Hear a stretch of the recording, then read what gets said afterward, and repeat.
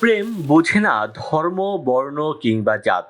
পরস্পর শ্রদ্ধা আর আন্তরিকতায় সৃষ্টি হয় সমৃদ্ধ এক ভালোবাসা।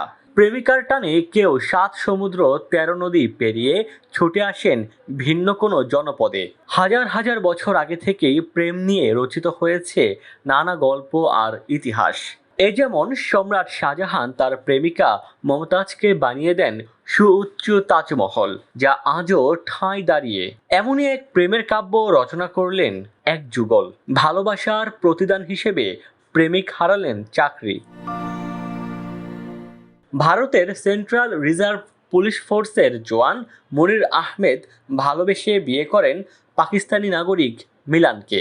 ২০২৪ সালের মে মাসে এই জওয়ানের সঙ্গে অনলাইনে সম্পর্ক গড়ে ওঠে।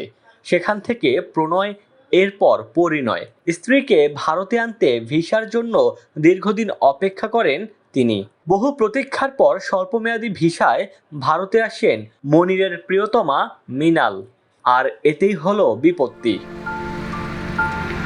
পাকিস্তানি নারীকে বিয়ের অভিযোগে মনির আহমেদ নামে ওই জওয়ানের বিরুদ্ধে পদক্ষেপ নিল ভারতের central reserve police force CRPF.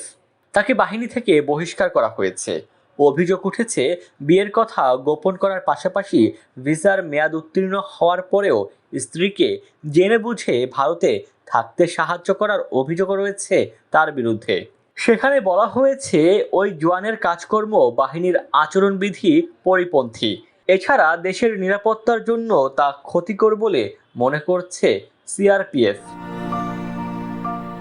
মূলত কাশ্মীরের পেহেলগাঁওয়ে গোলাগুলিকে কেন্দ্র করে প্রতিবেশী পাকিস্তানি নাগরিকদের ভিসা বাতিল করে দেওয়া হয়। তবে যাদের মেডিকেল ভিসা রয়েছে তাদের জন্য আরও ২ দিন সময় দেওয়া হয়েছিল। উদ্ভট এ পরিস্থিতিতে জম্মু ও কাশ্মীরে কর্তব্যরত সিআরপিএফ জওয়ান মনিরের বিবাহ বিতর্ক সৃষ্টি করে।